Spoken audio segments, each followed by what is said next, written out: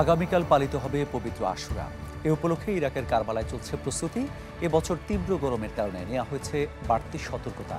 স্থাপন করা হয়েছে বৈদ্যুতিক ফ্যান। তীর্থযাত্রীদের জন্য বিতরণ করা হচ্ছে ঠান্ডা বোতলজাত পানি। এছাড়াও বেশ কিছু ফিল্ড হাসপাতাল এবং ক্লিনিকে কাজ করছেন কয়েকশো চিকিৎসাকর্মী। ঢোলের তালে তালে দুলছে মিছিলের সবাই, কারো হাতে মশাল, কারো হাতে লাঠি। সবার গন্তব্য কারবালায় ইমাম হোসেনের মাজার।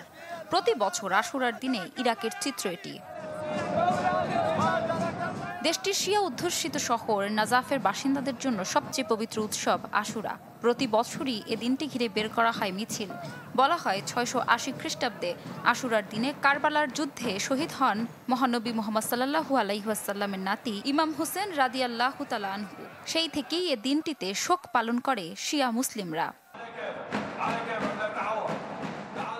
অনেক আগে থেকেই নাজাফের বাসিন্দারা বেশ ঘটা করে পালন করে আসছে পবিত্র আশুরা। সাদ্দাম হোসেনের শাসনামলে নিষিদ্ধ করা হয় আশুরা পালন। তবে সরকার পতনের পর আবার শুরু হয় এই পুরনো প্রথা।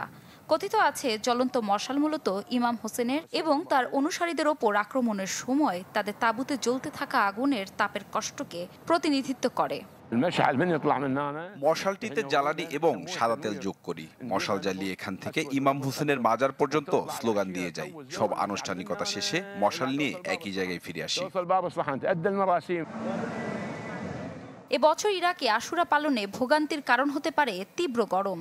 বর্তমানে ইরাকের তাপমাত্রা ৪০ থেকে ৫০ ডিগ্রি সেলসিয়াস।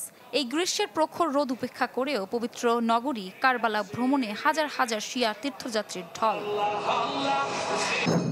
এবছর আশুরা ঘিরে নিরাপত্তা এবং আরাম নিশ্চিত করার জন্য বেশ কিছু ব্যবস্থা গ্রহণ করেছে ইরাকের কর্তৃপক্ষ। প্রচণ্ড গরম আবহাওয়া মোকাবেলায় স্থাপন করা হয়েছে বৈদ্যুতিক ফ্যান। তীর্থযাত্রীদের বিতরণ করা হচ্ছে ঠান্ডা বোতলজাত পানি। স্থাপন করা হয়েছে ফিল্ড হাসপাতাল এবং বেশ কয়েকটি ক্লিনিক।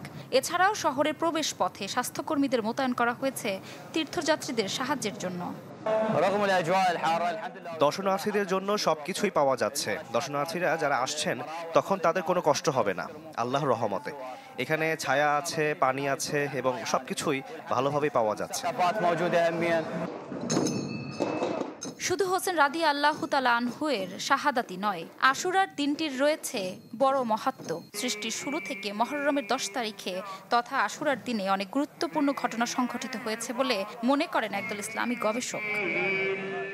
ইফশিতা জামান, চ্যানেল 24।